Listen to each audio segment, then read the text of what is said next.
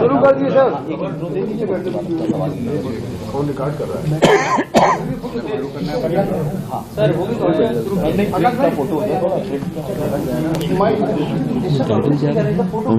Print photo नीचे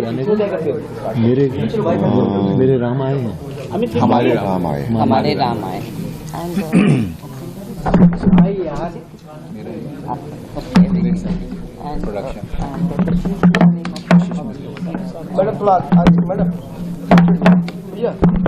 तो मंदिर के निर्माण के बाद भी मुझे नहीं लगता कि ज्यादा परिवर्तन होगा, क्योंकि राम लल्ला की प्रतिष्ठा कर रहे हैं।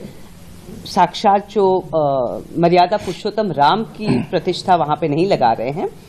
तो हिंदुस्तान के लोगों ने, भारत के लोगों ने बहुत प्यार दिया है हम सभी को, रामायण के सभी किरदारों को, और मुझे लगता है ये वो कंटिन्यू करते ही रहेंगे और ऐसा प्यार हमें मिलता ही रहेगा। हमारे राम आए हैं सॉन्ग आ रहा है, 22 को रिलीज होगा, उसके लिए क्या कुछ कहेंगे?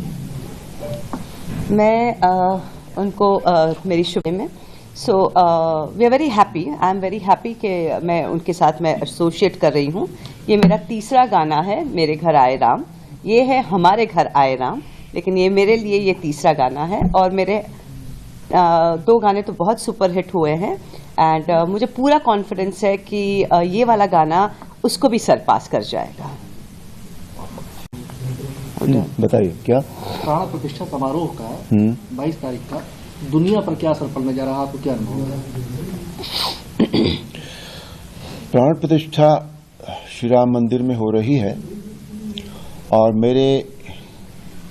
मेरा जो अपना ख्याल है वो ये है कि ये जो राम मंदिर है ये हमारा राष्ट्र मंदिर साबित होगा।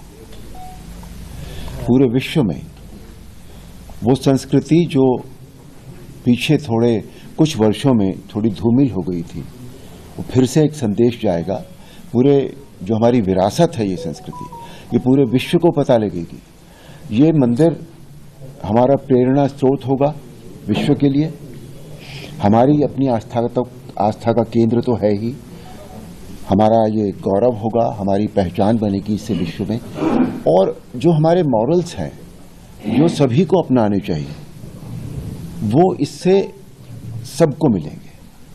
आज इतने लोग जो हम लोग हैं, जो सनातन धर्म को मानने वाले लोग हैं, भारतीय लोग हैं, वो तो मंदिर में उस दिन दर्शन करना चाह ही रहे हैं, लेकिन पूरा विश्व ये देख रहा है कि ये क्या हो रहा है। और वो पूरा विश्व उस दिन यहाँ आना चाहता है ये जानने के लिए कि ये जो हम सुन रहे हैं क्या ये संभव है ऐसा होना। आज जो ऊर्जा है, इतनी पॉजिटिव ऊर्जा है हम सब के बीच में, वही शायद विश्व के और देशों को भी लुभा रही है यहाँ आने के लिए कि हम देखें। तो राम मंदिर जो है वो पूरे विश्व के लिए एक प्रेरणा स्रोत बनेगा। अच्छा, क्या आप चाहते हैं कि काशी और मथुरा का भी विवाद इसी तरह सुलझे? या देखिए, वो विवाद जो है वो थोड़ा सा उसे हम बाद में बात करें। आज जो यहाँ रेलेवेंसी है, नहीं, आज जो यहाँ हर चीज का एक अपना समय होता है, अपने समय पर वो होती है चीज। जरूर हम कर्म करते हैं, प्रयत्न करते हैं, पर समय हर चीज का आता है ना। तो आपने भगवान कृष्ण, भगवान राम के पात्र को जिया है जी, और अब उसी भगवान राम के प्राण प्रतिष्ठा में आप शामिल होने जा रहे हैं। क्या आपने कोई सोचा था कि ऐसा दिन आएगा? मंदिर बनेगा ये तो जरूर पता था, बिल्कुल है ना, ये विश्वास था पूरा। प्राण प्रतिष्ठा इस तरह से होगी, इतना बड़ा इवेंट होगा ये, इसका अंदाजा नहीं था, लेट मी टेल यू, क्योंकि मेरे अपने जीवन की ये सबसे बड़ी घटना है। तो ये इस तरह से होगी, इतना ऊर्जा होगी इसमें, पूरा देश राममय हो जाएगा, पूरा विश्व जहां जहां भी राम को मानने वाले। सुनील जी, आपने तो भगवान राम के अनुज का किरदार निभाया था जी, और आप उसी मंदिर में आप जो प्राण प्रतिष्ठा होने जा रहे हैं, क्या आपने कभी सोचा था कि इस किरदार को निभाने के बाद हम सिर्फ उस मंदिर में प्राण प्रतिष्ठा हो रही जहां भगवान ने जन्म लिया था, वहां आप पदार्पण करेंगे? नहीं, बिल्कुल नहीं सोचा था इस तरह का। भाई ये सौभाग्यशाली मैं आपको समझता हूँ कि इस तरह का मुझे इस प्राण प्रतिष्ठा में आने का मौका मिल रहा है और बहुत कुछ जो मैं नहीं जानता था उसको जानने का भी मुझे अवसर मिल रहा है। और जो मैं समझता हूँ कि ये प्राण प्रतिष्ठा है या जो माहौल बना हुआ है इस समय बहुत धार्मिक है, बहुत सकारात्मक है और ये विश्व को बहुत सकारात्मक भावना देगा और डेफिनेटली वो सकारात्मकता जो है वो विश्व में उत्पन्न। क्या उनके बारे में कुछ बोलेंगे आप? वो नादान है, बेवकूफ़ है, मैं ये कहूँगा। उन्हें असल में राम क्या है उसका नॉलेज नहीं है। देखिए हर आदमी को जब तक वो डीपली पढ़ेगा नहीं, जानेगा नहीं, उसको समझ ही नहीं सकता है। क्योंकि जब हमें भी नहीं मालूम था, बचपन में हमने जो रामायण थोड़ी बहुत जानी थी, पढ़ी थी, उतना ही नॉलेज था, उस हिसाब से हमें ज़्यादा नहीं था, तो इतना हमें लगता नहीं था कि राम क्या है, राम कितने डीप हैं। वो एक हर तरीके से परफेक्ट है। मर्यादा पुरुषोत्तम जब उनको एक उपाधि दी गई है, क्या कहा जाता है उनको, तो इसका मतलब है कि हर तरीके की मर्यादाओं का वो को निभाते हैं। और रामायण हमें ये सिखाती भी है कि हमें मर्यादा में कैसे रहना चाहिए।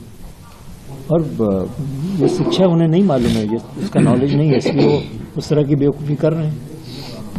अर्जुन जी, एक सवाल है कि जो रामायण आपने जो जिस पे किरदार निभाया था, जो रामायण बनी थी, उसके बाद बहुत सी रामायण बनी, लेकिन वो रामायण जो बनी वो आज तक जो ऐसी रामायण नहीं बनी, क्योंकि विश्वविख्यात रामायण बनी। क्या आपको लगता है कि ऐसी और भी रामायण बननी चाहिए उस तरीके की, जिसको कि लोग मतलब पूरा विश्व फिर से पसंद करें? जो अभी रामायण, जिस रामायण की आप बात करें, जो रामायण हमने की थी वो बहुत पसंद की गई, उसमें कोई कमी थी? नहीं। उस तरह की तो फिर आप क्यों चाहते? उस तरह की से मतलब नहीं है। ये एक चीज यहाँ रखी हुई है तो अपने आप में पूरी है ना। कोई जरूरी नहीं है कि दूसरी चीज तब लाई जाती है जब या तो उससे अच्छी बने या उससे कम बने। उसके बराबर की चीज तो दूसरी चीज का कोई अर्थ ही नहीं है, बिल्कुल भी, है ना। और बाकी तो भविष्य की बात पता नहीं भाई, राम जी क्या चाहेंगे, क्या उन्होंने सोचा होगा, क्या डेस्टिन्ड है, वो नहीं पता मुझे। पर जब एक रामायण है तो अभी तो दूसरी की आवश्यकता नहीं लगती मुझे कोई भी।